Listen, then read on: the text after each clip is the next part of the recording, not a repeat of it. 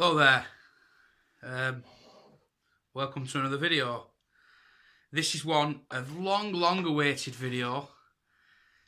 Properly long, this one. Properly been waiting for a long time to do this. And that's because it's been a long time bleeding coming.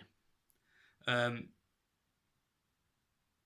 going to start this one off with a little history lesson. It's going to be a bit of a long one, this, because I'm really interested in these watches.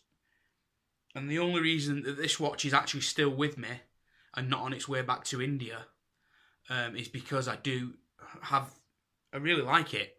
I really like it. It's the HMT Kanchan. The whole idea of it I love. I love the whole idea of the cheapness of the way it was made and all the rest of it. The fact that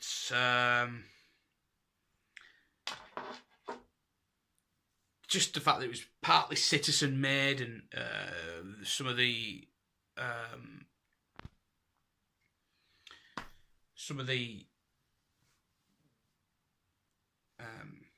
technology from it was from Citizen, the massive brand.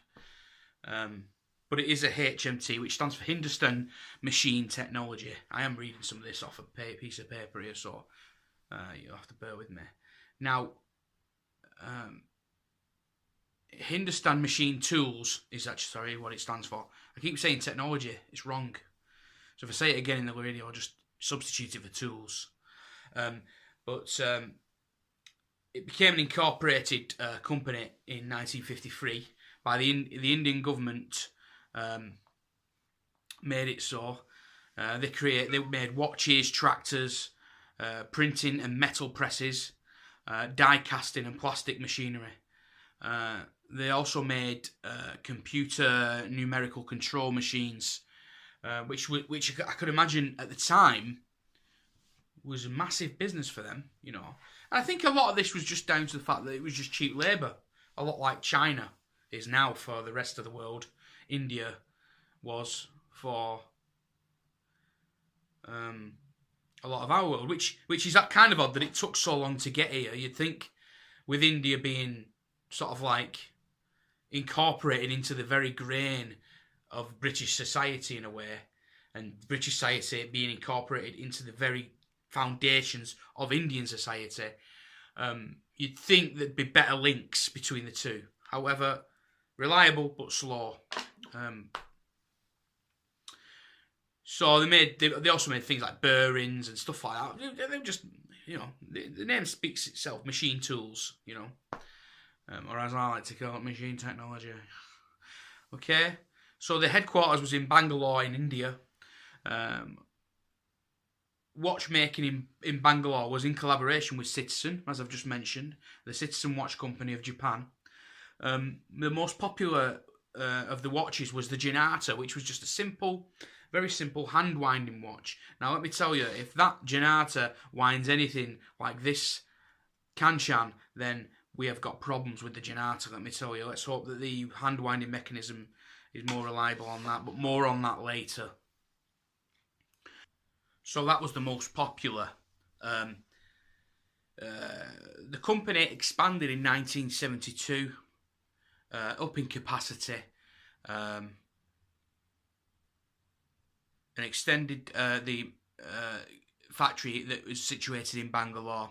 In 1975, the factory was further expanded in order to make room for the production of mainsprings, hairsprings, and shock absorber components, which is that's a big step that for a company like this, a company that is essentially producing stuff that wasn't designed by them, but it's a big step for a company that is basically like almost like a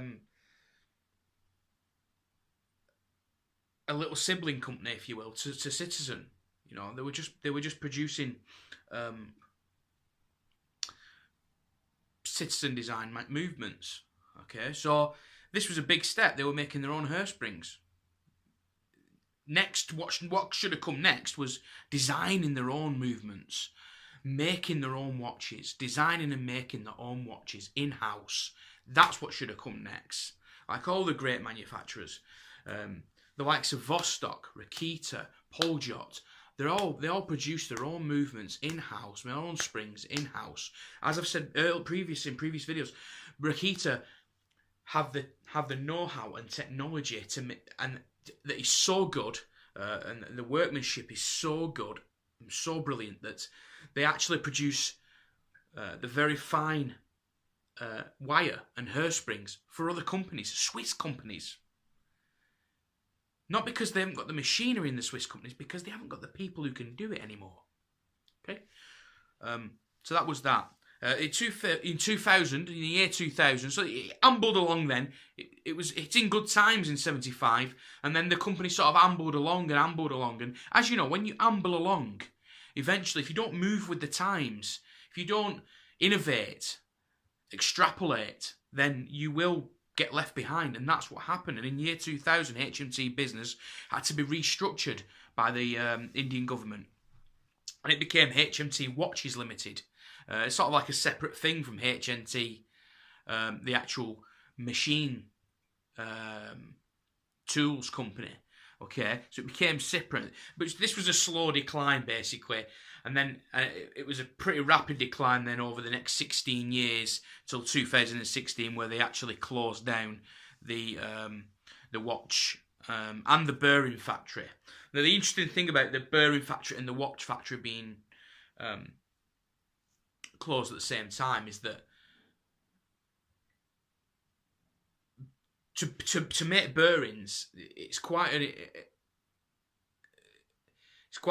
not a delicate procedure, I suppose, but it involves engineering that is very precise. Okay, all those balls in the bearings, all those rollers, you make little roller bearings and ball bearings. Okay, so some have a cage where you've got little rollers which all roll around against two things like that, and then this needs to be a very strict kind of means of work. You know, it needs to be done in a way that is perfect. Okay, and it's the same with watches. Watches need to be done in a very, very delicate and precise, and everything needs to be calculated correctly.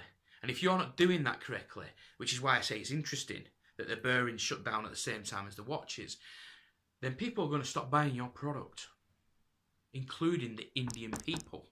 If the Indian people stop buying the HMT watches, sure as shit, the foreigners weren't going to buy any watches off you, were they? You weren't going to start exporting them because nobody wants them. Okay?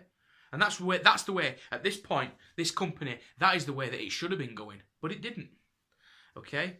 So the government closed those two divisions down.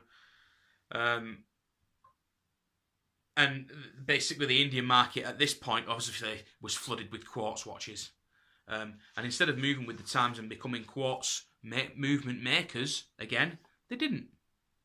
You know, they stuck with the old wind-up watches, thinking that just because the Indian people might have been poor, well, they don't need to change a battery, do they? If they make it, yeah, but you've got to make the watch good enough that actually runs. Otherwise, they will just go and get a 25 rupee quartz watch from down the street there, because the Chinese are making them for nothing. Okay, so that's a little bit about the history. But it's just not. I mean, I like the look of it, because I love old-fashioned looking watches.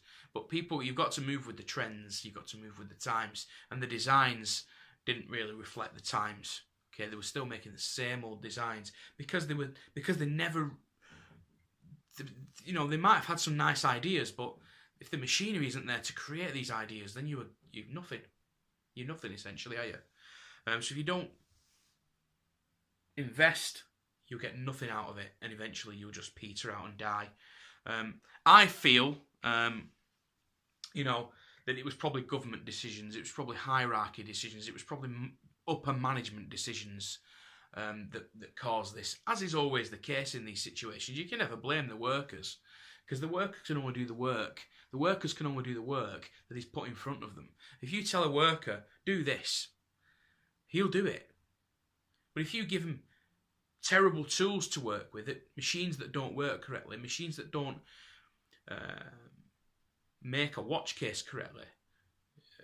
poor calibration machines and all the rest of it, the stuff that's been there since the 1950s, then he's not going to be able to do his job correctly, is it? Okay? There's a very old-fashioned saying of like the poor workman blames his tools, but believe me, I'm an amateur mechanic, and without the right tools, you can't do anything. Okay? And it must be the same with every line of work like that. If you've got old tools, rubbish tools, tools that no longer are fit for use or purpose, then you can't do what you need to do. So, and I feel that it's a real shame, because I feel with like with the Russian watch companies, they've had a cash injection. Okay, I think with Vostok, I think some of that money came from the government, but some of it came from private investors. The Indians, unfortunately, don't have those luxuries of very rich tycoons. I mean, I'm sure there are a lot of rich tycoons in India. I'm sure there are plenty of them. However, do they want to invest their hard-earned in a watch company that's failing? No. Should they do? I feel like they probably should. And then we could have another Vostok, a phoenix rising from the flames, another Rakita, phoenix rising from the flames of the ashes of what was once a brilliant little watch company. Okay? You know, these guys could have been the Skoda of the watch world, rising from the flames of abyss to become a very large company again, under the wing of somebody else. Perhaps Rakita should buy the Rakita or Vostok should buy the company out and all its designs and reinvest in it. Maybe, who knows? But it would be very nice, wouldn't it? It's one of the reasons I bought the watch, actually, because it would be nice if one day all of a sudden they started making brand new HMT watches. That'd be really cool. Just because it's an old brand, and it'd be nice to see it back again. Let's just have a little look now, and we'll have a look at the watch. Yeah. Crack on. Okay. So here's how it arrived. The Kanchan. I've already opened this. I will tell you I've already opened this. At the time of actually doing this particular part of the review, I've already been through a kind of massive thing with this bloody watch. So this is how it arrived. It literally arrived in a paper envelope with 1, 2, 3, 4, 5, 6, 7, 28, 20, 30 bloody stamps on. In this cardboard box, which, as you can see, I mean, that doesn't, that doesn't inspire with confidence when the first thing you see on somebody's product is, I know it's not a new watch by any stretch of the imagination, but you see a warning that says, please don't open the returns case. All our watches are shit. Okay? That's what it's saying to me. I'm not saying that's what this is. Okay? So that's how it arrives. In there. And then it was wrapped up. Like I said, it's already been opened, so this is going to be a lot quicker.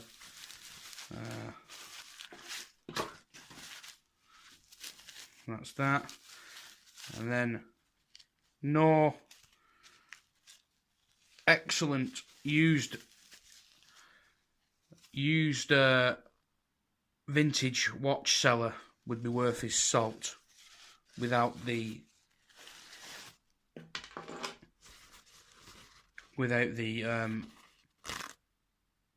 toilet roll wrap around the dial, around the case. So what we got? We've got a very nice looking HMT Kanchan, which is, by the grace of God and all things mighty in this video right now, running. Okay?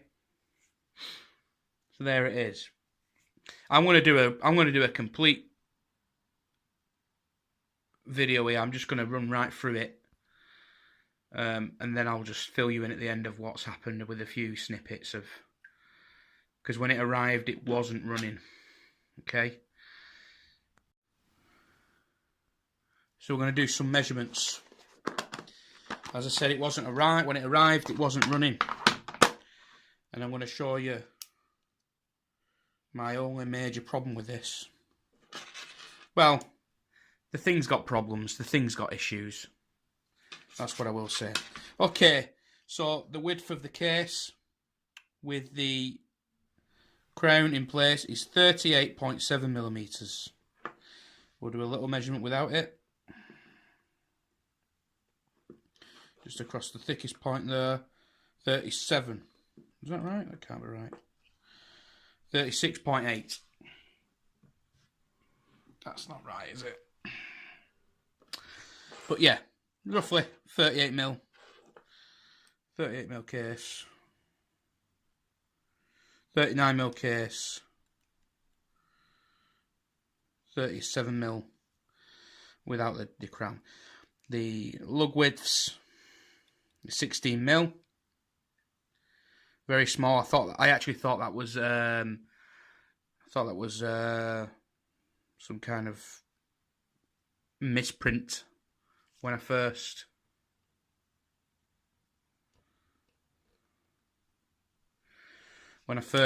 saw it on the advertisement. It really is a nice looking watch. I really love it. It's got this cheap, nasty leather band on it. I'm going to buy myself a nice leather, 16 mil leather. It's almost a lady's sized watch, isn't it? Okay, so the face, or I'll say the crystal actually, not the face, because I can't measure the face, is 30 mil. And lug to lug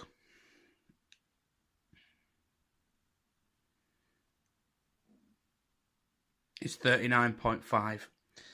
Now, the reason I'm doing it, it's not often I do measurements. It's not often I do measurements in my videos. As you know, not often, I don't do very many videos, but it's not often I do measurements. And the reason I'm doing that is because it is quite a small watch. However, it looks nice on the wrist. It looks very nice on the wrist. This crappy strap is a little bit hard to use because it's so thick and bulky for the width of it. So that's what it looks like on the wrist. And as you can see, it looks nice. You know, I've got pretty wide wrists. You know, and there it is. Lovely. It's not very thick. It's not massively thin either. It's not very thin either. You know, it's not massive, but it's not thin. Yeah, it's just a nice little. Okay, so it's got the day and the date complication.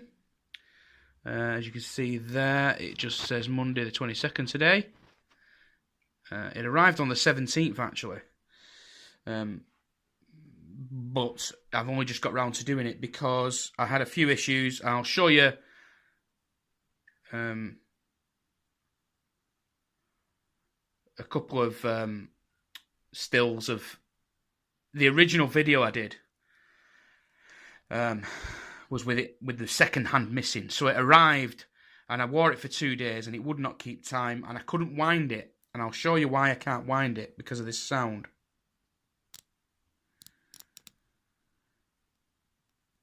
When you go to wind it, it does that. It was stopping intermittently because I couldn't wind it.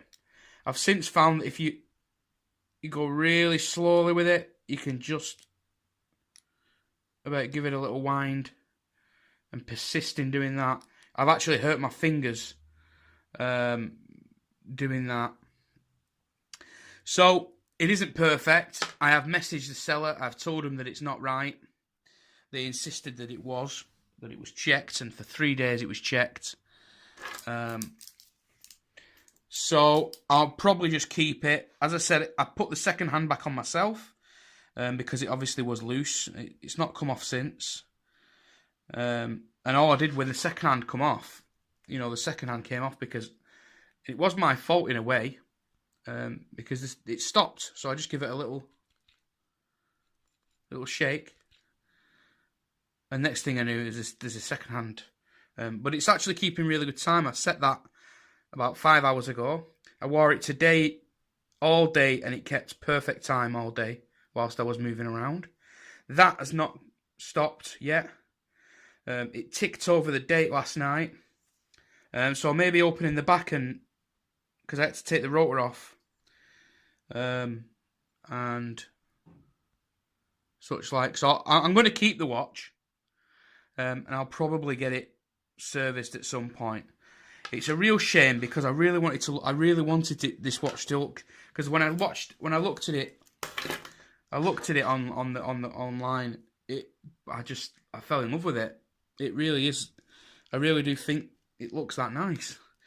I mean, it is essentially a Citizen movement inside. It just looks exactly the same, except it doesn't say Citizen on it. But it is really nice. I love the fact that it's got that kind of beveling on the acrylic crystal. Can you see? The acrylic crystal is quite sharp there. It's got this kind of sharp edge to it. But this lovely, there's no curve. It's just a straight line up from the case itself. It's lovely. Absolutely beautiful. Then you got a lovely yellow sunburst dial. The dial is original. Everything's original inside the case, but the case, it's definitely had a new case with an old mechanism, an old HMT Kanchan movement put inside a new case. Okay, we'll have a look at that now. We'll pop the back off. Just one sec. Anyway, so the back, as you can see, it says water resistant. There's no way it's water resistant. Shock resistant. Well, it's that shock resistant that the second hand flew off whilst wearing it. So not that shock resistant, is it? And then it's got HMT just in the middle of the case back, and then it's got 65 01 96. So there it is. As you can see, it's got some issues. I mean, there's scratching there on the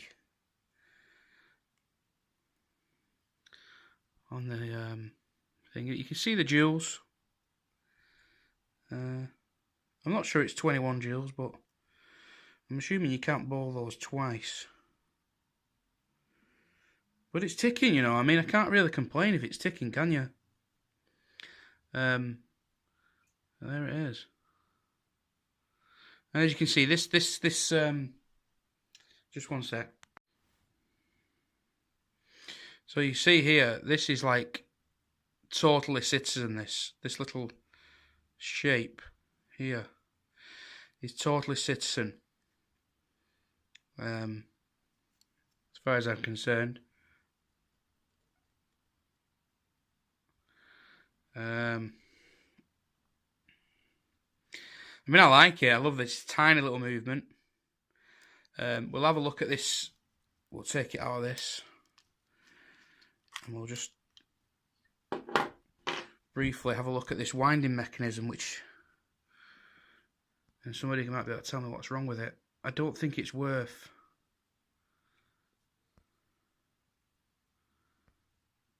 having this mended.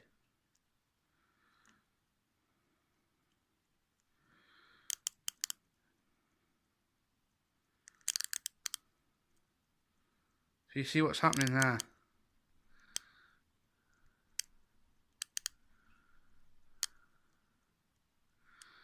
I just don't know what needs doing with that.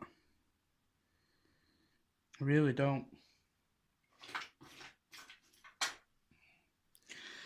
I'm not sure if this wheel.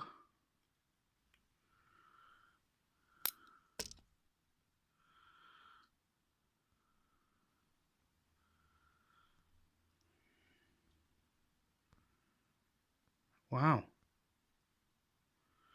This camera literally has lost the ability to focus. But this little wheel here is a bit movement. There's a lot of movement in it.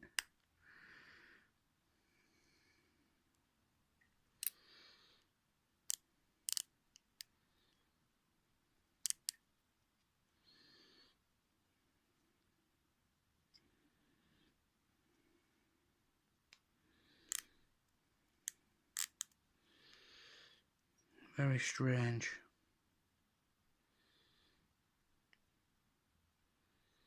Yeah. So I don't know what's going on with that. So yeah. If anybody knows, so what's happening is when you wind. Okay, so when you go to wind it,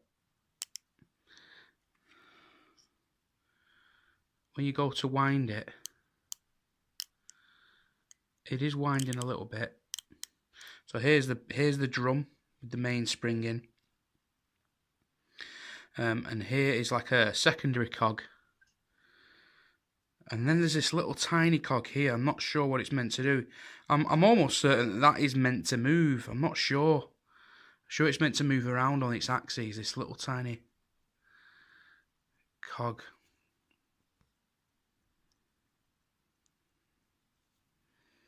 This little one here. Let me turn that off, see if I can. Oh, that's better. Sorry about that. So I think this one is meant to move on its axes, up and down. Okay, so let me give that another wind for you. Can you see? It's slipping. And I don't know if it's... I don't know what it's to do with. But the movement itself isn't the nicest looking thing. So if anyone's got any information on that, anyone knows what the heck is going on with it, let me know. If it's an easy fix, I'll have a little dabble. For 12 quid, I'm not really bothered. I know it's a vintage watch. You know, there'll be people who will be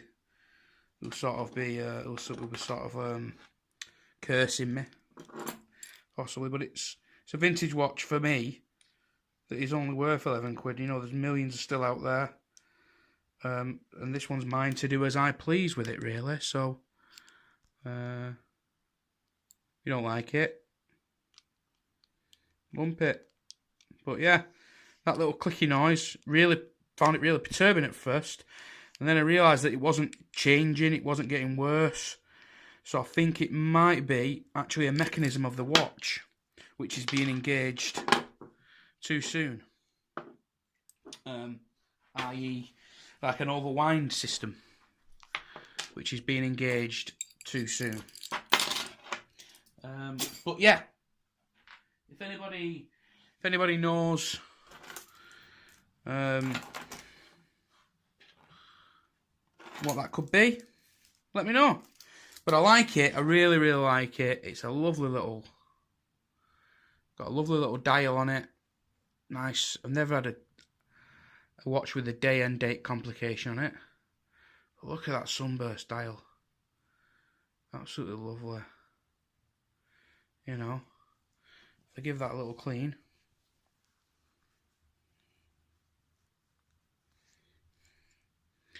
Look at that. Absolutely beautiful.